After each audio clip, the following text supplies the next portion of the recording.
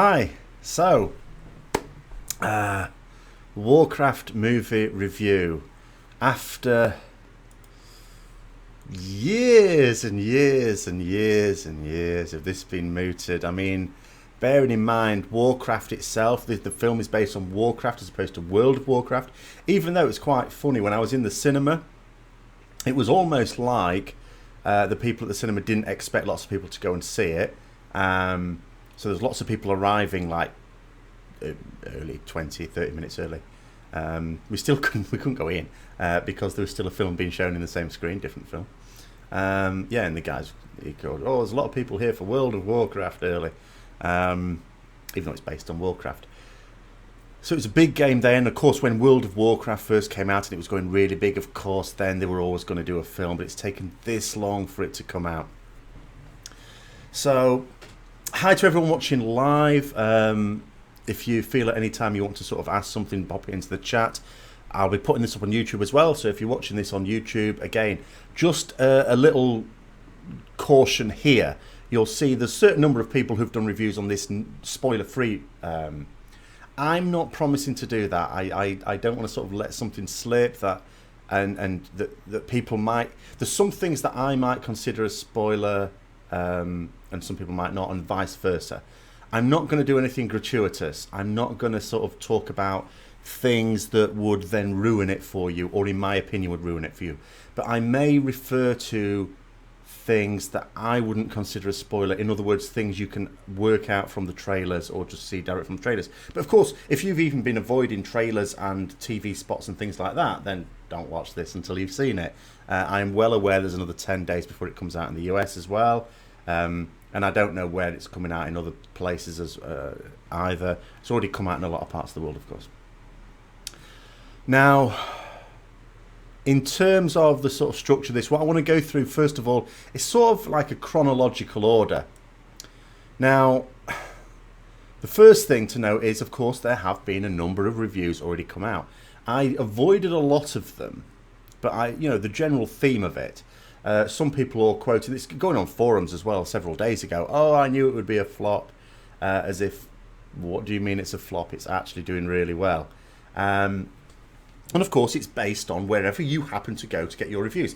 I tend not to read film reviews very often. Sometimes I happen upon them, but I don't actively go out and seek to watch them. And the reason for that is this: you have to. I mean, some of these reviews, these negative reviews, are quite frankly ludicrous. And equally, there'll be some very positive reviews that are basically just from fanboys that will love it no matter what it was like. But when I saw snippets of one review where the guy was basically saying, the charm of the original Warcraft was things like when you poke the orc. Now, for those who didn't play Warcraft, the original Warcraft, Orcs vs Humans, there was this thing where if you were playing on the orc campaign, you poked one of your peons, it'd go, what? You'd do it again. What? Do it again. Stop poking me. This reviewer seemed to be suggesting they should have done that in the film. Could you imagine how ridiculous that would be? I mean, we're supposed to take these people credibly. But then we have to think, what is a film critic? Now, compared to other experts that you might see or read. Now, when you're reading or watching something about sport, for example, it's usually written by someone who played that sport, very often to a very high level as a player. So they know what they're talking about. And the reason they become then TV pundits or write for newspapers or whatever is because they've got older and the body can no longer do it. It's athletic. You can't do it after a certain amount of time. But a film critic is not that. Film critics are not great producers or directors of films. If they were, that's what they would be doing. So they are not in any way, shape or form, even the best critic, even the most famous critic, is not anyone who really understands film. They just watch them. They are effectively journalists who watch a lot of films and then get to write. And some of them do it better than others. Now, one really important thing that I think will mark out a good film critic from a bad one is, do they state their position of bias?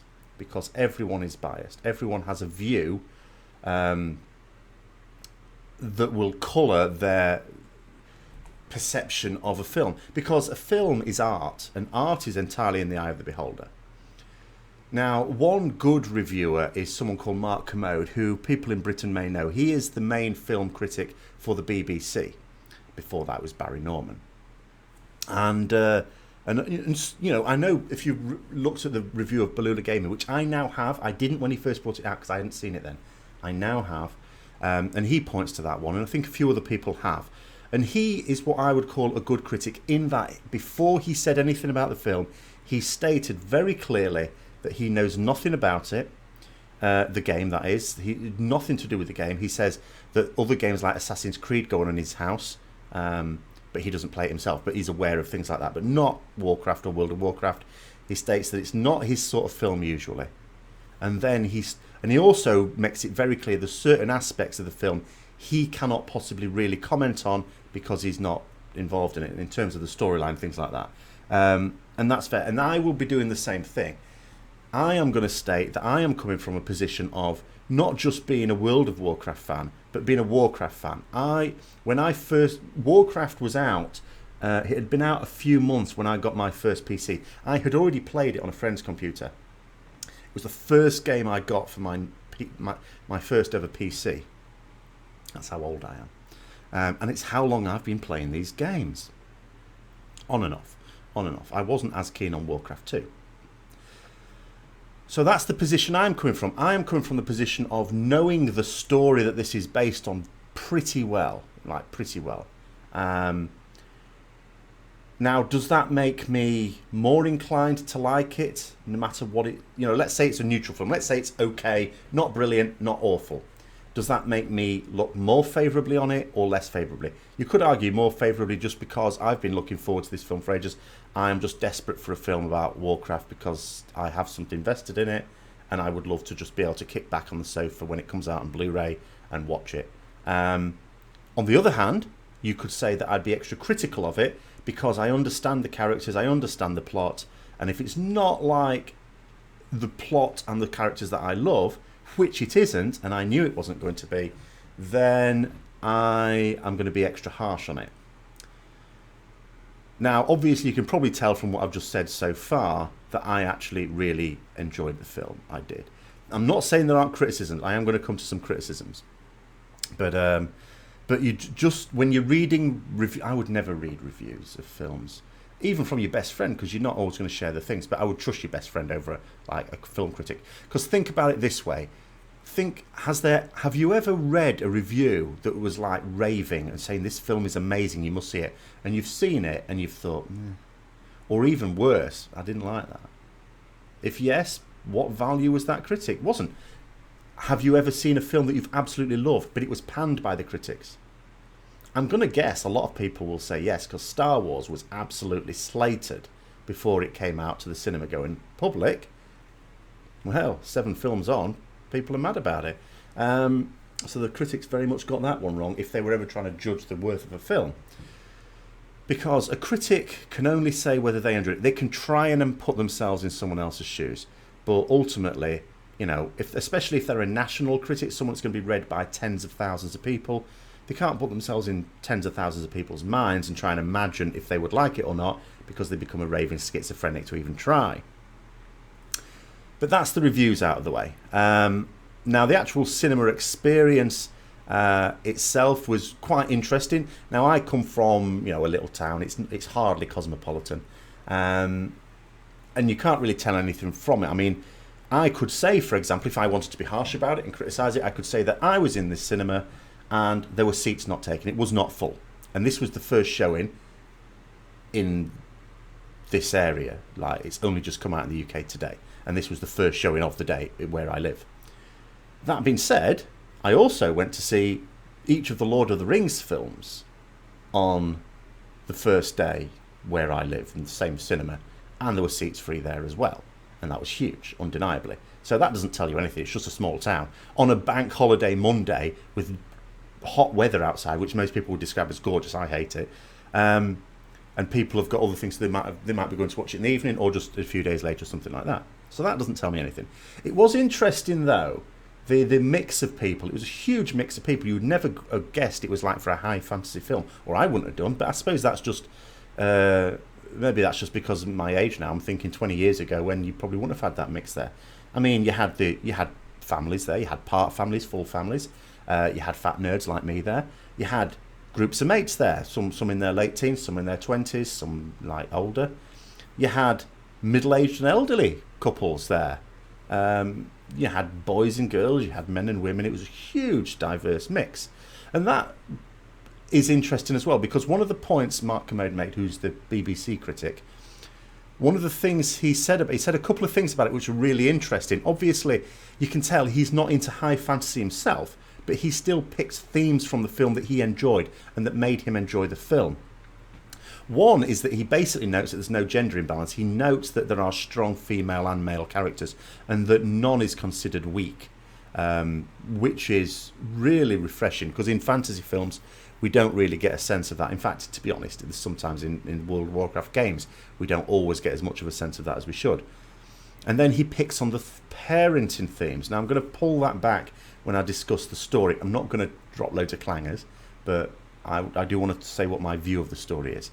And what he said was, and this is what, and I did watch this review before watching the film, he said he felt engaged by the characters and he enjoyed the film, and he also said he enjoyed it more than he expected to. So he's gone in there straight away with a view of, well, it's his job, he needs to watch films, he's going to watch it, and came away thinking, oh, actually, yeah, I like that. Because that's a big thing for me. It's not whether World of Warcraft players are going to enjoy this. World of Warcraft players, the only type of World of Warcraft or Warcraft fan that is not going to enjoy this, and I absolutely understand this point of view, but you know, it's just not realistic, are the sort of person who, let's say, reads a book, loves a book, and then the film comes out of that book, but the film's not the same, and it changes various plot things and even changes characters, and then they don't like it because of that. If you're one of those people, and I totally understand where you're coming from, you're not going to like it. You're not going to like it. But otherwise, if you accept, as I did, that they are going to change the story and the characters, and they're just going to do whatever is necessary to stick within the spirit of the World of Warcraft without actually feeling constrained by the established storyline, then you will enjoy it. What matters is that other people enjoy it. That people who are not into World of Warcraft, who are not into games, who are not into high fantasy, can they enjoy it? And that's the real test. And I don't know the answer to that. Maybe they can, maybe they can't. Now, into the film itself. So the start I was bracing myself for. So there I got, it says on the thing it's due to start at 2:30. What that realistically means is that the adverts are due to start at 2:30. So that kicks off. Half an hour later, we actually get to watch the film. And I was bracing myself because I was thinking, what are they going to do? Are they going to die? Is it going to be orcs first? Is it going to be humans in Stormwind first? Are they going to try and do what they do in Lord of the Rings and do this 5-minute thing explaining the history of it all? What are they going to do? None of them. It totally took me by surprise. Actually, the opening scene is one that has been in one of the trailers.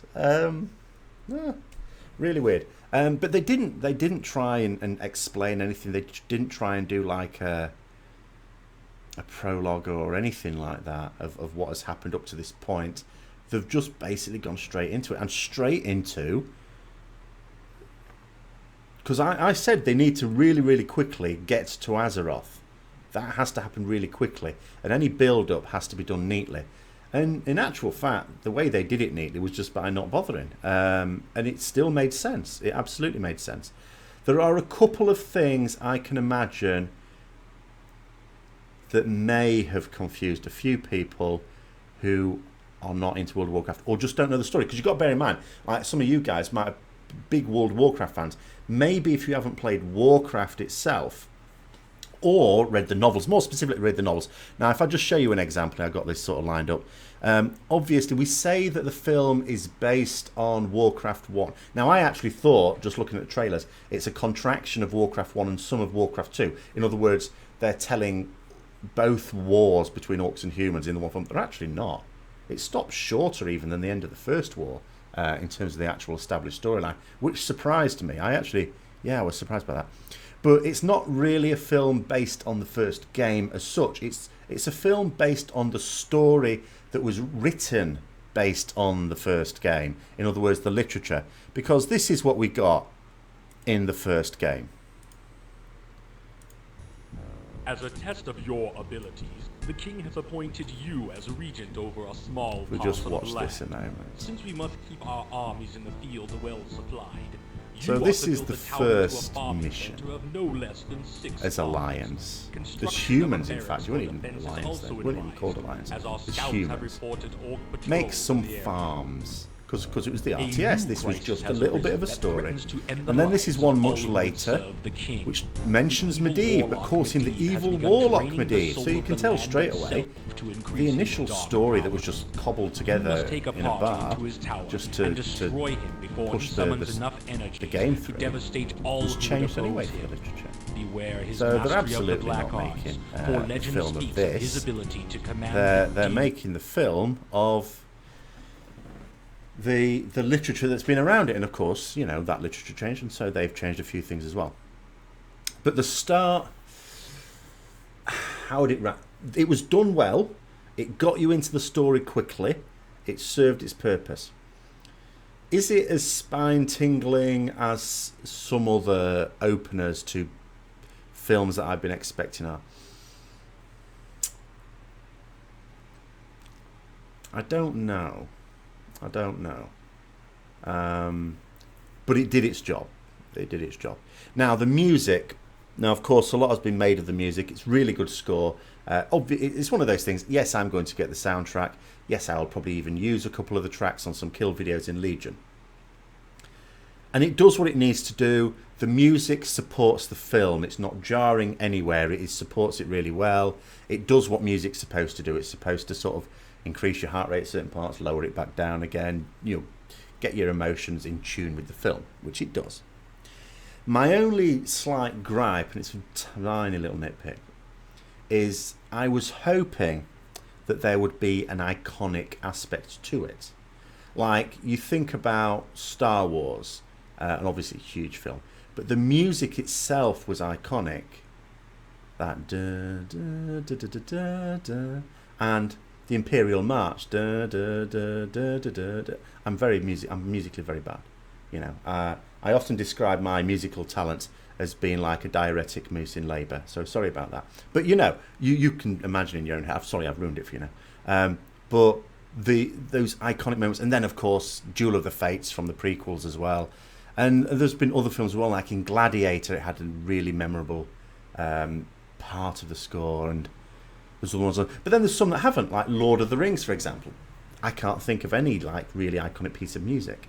One thing that surprised me, I wasn't expecting this actually. There are a couple of bits in the film where they've based the music off actual World of Warcraft music. That was interesting. I like that. But the music is good. I would like probably, if I had to score it, say 7 out of 10, something like that. It doesn't have that iconic thing that you will remember. So I don't remember the music now. I remember it being good, but I can't picture it. You know, I can't imagine it playing back in my head. If you see what I mean, because there was nothing that memorable. In terms of the characters, most of them I would say behave as you'd expect them to do. There are some exceptions. I'd already mentioned, if you watched my videos before this, that from the trailers it looks like Khadgar is not really behaving as I'd expect him. He seems to be sort of a comic relief. Now, I have to say, watching the film, it's not as bad as I'd feared. He is treated seriously, especially towards the end. However, he is still very, very, very far removed from the character and background story of Khadgar. In fact, I would say of the major characters that I was profiling, and by the way, one of the major characters that I profiled isn't even in it. That caught me out by surprise. Yeah, Khadgar is the furthest removed from the official version. Totally different, without giving too much away. His whole background story is completely different and all the rest of it. But it works. And he actually does... He does get one of my favourite scenes in the whole film. There's a number of scenes in it which are clearly a nod to... Like, they're the sort of things that won't spoil it for people who are not into World of Warcraft, but they'll, you know, World of Warcraft players will really appreciate it. And I'm not going to give it away, but in the jailhouse in Stormwind, he That's a really good scene. Later on in the film, he appears twice in the jailhouse. One early on and one later on. It's the later on version. That's amazing. I'm not going to tell you what it is, though. Other characters, maybe a little bit like Duratan is probably Duratan and Draka are probably like the most like they are. Orgrim, you could argue as well, is very much as you'd imagine Orgrim to be. Gul'dan is a bit weird because, and you sort of get a sense from this from the trailers as well. But I was thinking it's not. Surely that's not how it's going to be, but it was. Like the way it is in the official lore, of course, is Blackhand is the war chief, and he's in the film, and he is referred to as the war chief. So he is War Chief Blackhand, and the idea is that Gul'dan is like pulling the strings. So he's not in charge, but he's sort of he's the power behind the throne. Whereas in the film, he's absolutely in charge. I actually don't know why they're calling Blackhand the war chief, because Gul'dan is very clearly and obviously to everyone in charge. He gives Blackhand orders in front of orcs. I mean, Blackhand doesn't always do what he says, I have to say. But yeah, so... in terms of other characters, I mean, if let's just rattle through them. King Lane, I have to say, perhaps a little bit wooden, but maybe that's just the way the script has been done for him. He's not the major character for the Alliance. The major character for the Alliance is Lothar. Now, when it comes to Lothar is absolutely portrayed and written for as you would expect Anduin Lothar to be. He is Anduin Lothar. That's absolutely fantastic.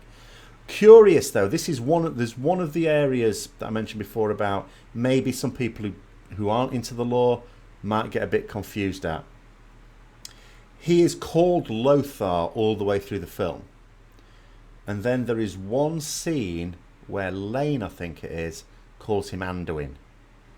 Now, surely that's going to confuse people, because he's never introduced in the film as Anduin Lothar. And it would have been so easy for him to be announced to some gathering as Commander Anduin Lothar or something like that.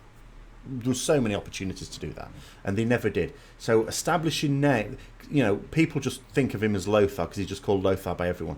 But then suddenly to be referred to as Anduin, you can imagine some people might not know what that is. It's not. Do they even know it's a name? They might just think it's a title or something like that, or like because it's like a fantasy film. There's like different languages in there, which was another good thing and totally unexpected. I did not get this at all before I watched it. I was thinking to myself that because it's high fantasy, and I mean high fantasy, you let a certain number of things slide. And a certain number of things are not going to be realistic. Like, for example, the orcs coming through the portal. We know that there's some fraternization between them because Duratan, we see from the trailers, wants to form an alliance with the humans. So, but they've been born on different worlds. How are they going to know how to speak each other's language? But you let that go. I mean, fantasy films and sci-fi films, and everyone in the universe speaks English in many of these things, don't they? It's no big deal. They don't. Duratan cannot understand Lane and vice versa. The orcs actually do speak a different language. And when I realised this, when they started to make this really clear in the film, it was like, whoa, okay, that's interesting. That is really interesting. So they have gone to a level, and it was quite clever the way it was done as well. So that was really good. In terms of other characters, who else were there? Medivh. Now one big thing I was going to go on was the motivation for Medivh, because of course Medivh is the one who is bringing the orcs through, really. He's the one on Azeroth that's opened the portal from this side. And I was thinking, how are they going to explain his motivation for that? They don't, really. And in the film, they don't need to. It's not something where, again, coming from the point of view of someone who doesn't know the storyline, that someone would be confused about. The way the film works is actually really good in a lot of things. They actually don't need to. It's quite good, because I was like scratching my head, I have to say, thinking, how are they going to explain this? How are they going to explain that? And in a lot of cases, they just don't, and it works. I mean, was it Robert Kaczynski who plays Orgrim Doomhammer said, because Orgrim Doomhammer in the film is a frost wolf, not a Blackrock orc as he should be. And he said it totally works in the film. And I said in my pre-film video that it's a good production team, it's a well-respected one, we'll trust them on that. And it does, it works, it makes sense. Totally makes sense. So that's no big deal at all. On the Horde side, of course, we've got Gul'dan. Gul'dan behaves as you would expect Gul'dan to do, except for the fact that he also gets physical. We see a scene in a trailer. Now, we see a scene in the trailer with Durotan fighting Gul'dan. And that happens in the film. Not everything in the trailers happens in the film, which I'll come on to after this, now that I've thought about it. But, so we do see that. So Gul'dan getting... And we're not used to that image of Gul'dan, are we? He's supposed to be quite frail, physically at any rate. Incredibly powerful, but frail. Hobbling around on his stick and things like that. Not a bit of it in the film. Very, very physical indeed. But coming to that, the reason why I thought that this film was an amalgamation of like 20 Years of War from the original storyline is because you see so many scenes in different areas, and I thought, but they're not in the film. There's like one where you see orcs charging through snow. So you're thinking, well, this is in the Dwarven lands. And of course we see Ironforge in the trailers, and Ironforge does feature in the film, but not in a battle sequence. And I thought to myself, how strange to do that without using it in the film, because it must have taken a lot of resources, not only for the CGI for the orcs, which is amazing, by the way. I've got to say this right now. People who have looked at things and go, well, it doesn't look very good, absolute codswallop. Usually, the reason why some people might not think it looks all that good, I think one of three reasons. One, they've watched some stuff from months ago, before the post-editing stuff was done. Two, they're looking at representations on like a lower quality video on YouTube, as I have, as we all have. In the cinema, it is breathtaking. It's so real. But the third thing, I think some people just look at them and go, it don't look real, because they know it's not real, but it so looks real. They look realer than humans, for goodness sake. Everything about them, there's so much detail, and the nuances are there. And the hair, they made a big thing about the fact that they've developed this technology to make the hair look realistic, and it so does. Where Durotan is with the frost wolf on him, like the cloak and the head thing, and the fur on it moves with the wind, and it's like, oh my god, it's so good. And the hair does look really, really good. The only thing that actually doesn't look all that brilliant, I had to say, and you don't see them for long enough for me to really look at it and go, is it unrealistic, or is it just because they look stupid anyway? And that's the night elves. You see the elves with their stupid, elves were used to pointy ears, but big bloody foot-long ears and stupid eyebrows. So I thought they looked vaguely ridiculous, but that may not be a slur on the cosmetics team. That may just be because night elves do look bloody ridiculous. So there's potentially a bit of that about it. Another good thing, I don't think this is a spoiler. You wouldn't have seen this in the trailers, though. I hope you won't consider it a spoiler. But I was so pleased. I had a big smile on my face when they went to Goldshire. And you saw and heard a murloc at the side of the road. Oh, I was so happy. Murlocs in it. Just a brief scene. Oh yeah.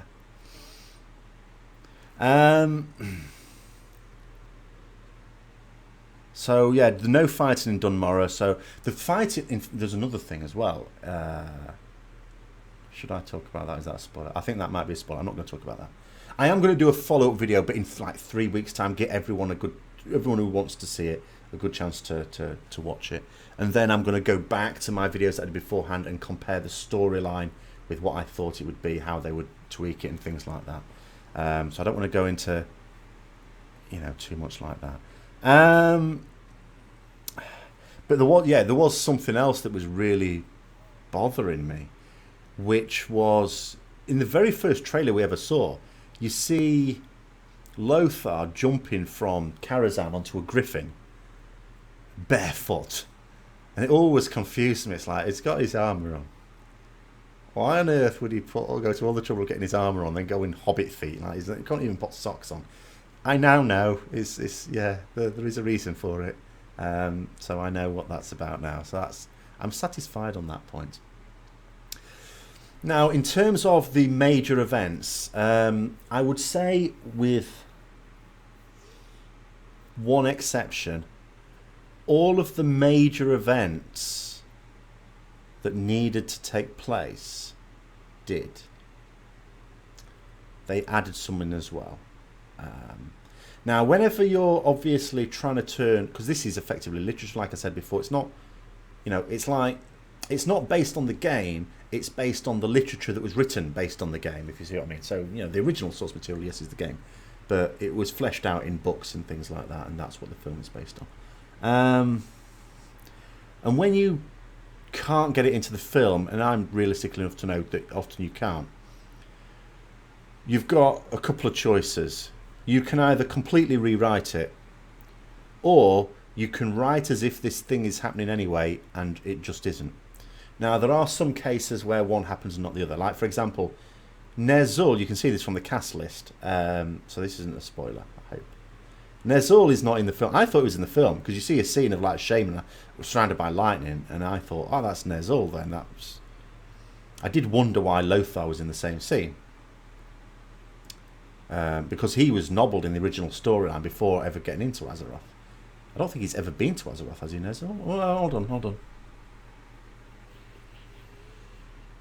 Well, certainly not in this part of the storyline anyway. He's not in at all. But of course, it doesn't mean to say he doesn't exist in this world either. But the way it's going, I don't think there's going to be a future sequel with the Lich King, if that's what you're hoping for. I think that if they are planning 3 films, and it's not set in stone there's going to be 3 films, it's a wait and see. Like with Lord of the Rings, they were always going to do it. They knew it would be big. They don't know that with Warcraft. There's not even going to be a second one unless this one goes well, but it's going well so far. The big market, of course, will be like the US and I suppose the Far East as well. See how it does there. And then you would think there'd be a sequel. But that sequel will be the continuation of the war between orcs versus humans. Whether they ever go into anything related to Illidan or the Lich King is not... They're not setting up for it, put it that way. They are setting up for the rise of Thrall, of course, with the little baby, but they're not setting up anything else. And that is another point with the baby thing, because another thing that Mark Kermode mentioned, the critic, is these themes about parenting. Now, it's obvious from the trailers, because we see the baby Thrall, Green Jesus, Goel himself. So, obviously, on the Horde side, there's that, because we know that Durotan is acting in the best interest of securing the future of his child. Now, in actual fact, I don't think that's his prime motivation, because, to be honest, even though it's the stated motivation in the film, I think he would still act as he did anyway for his people. But they do it as if he's doing it for his son. But then I thought, well, what is it on the Alliance side then? Is it maybe Lane and Varian? Because I'd noticed Varian, who is the current king of Stormwind, but at the time was just a child. He's in the cast list, so I know he's in the film. No. And it was revealed, because you see in the trailers as well, and it's been noted as well. So again, I don't think this is a spoiler, but Lothar's son. Now, I don't think Lothar has a son in the official storyline, but that doesn't matter. And that is actually the key theme. Now, and I'm not going to tell you what happens, because this would be a spoiler, so I'm not going to but what I will say is there is a particular scene involving Lothar and his son that you do see a little snippet of in a trailer. And when it happens at the point at which they meet Durotan. That's all I will say on it, just to direct you to where it is if you've seen the film. And if you haven't, I'm not giving anything away. And when this scene ends, at that moment I thought to myself, oh my God, there's depth now here. And this is probably what Mark Kermode was talking about. The fact that there are these themes that are not necessary for World of Warcraft fans. that are not necessary for fans of high fantasy, because those would enjoy the whole rest of it. This is for people who are not normally into those things, and I'm thinking, ooh, wow, this shit just got real at this particular scene. So I now know what he's talking about. And was there anything else I wanted to do? Yeah, oh yeah, that was the last thing. The last thing I want to talk about is, again, it's a storyline based thing. There are a number of main characters that we know are going to die in this film. We know from the original storyline. We also know from scenes in there. Not a single one of them died in the same way as they do with the original storyline. But all of them, with one exception, sort of still are okay. Medivh is not nobbled in the same way as he is in the original storyline, but it works with the film, and it achieves the same end, so it's fine. Blackhand is not, but again, it works for the film, it's achieved in the same way. Durotan is not. Same thing, works for the film. Draka sort of is, actually. Yeah, Draka sort of is. But Lane is not, and it makes no sense. And I would go as far as to say this. There are some things that they rewrote that are against the original story, and you can sort of go with it. This was one thing where I don't think it makes sense for anyone. I think someone who'd never seen World of Warcraft before would look at this scene and think, what the bloody hell is that about? They're off their heads. Whereas the original motivation for Garona killing Lane, which was of course being controlled by Gul'dan, not only made more sense in the original storyline, it would have been no problem at all to have had that in the film. I don't actually understand why they did the different thing without saying what the different thing is. It makes no sense to me at all. It really doesn't.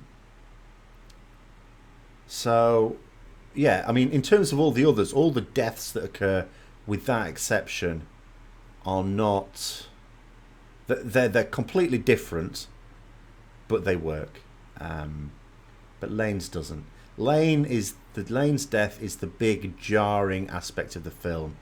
The motivation for it is weak at best. One is offered up, but I would not say it made any sense whatsoever. It's just beyond ridiculous.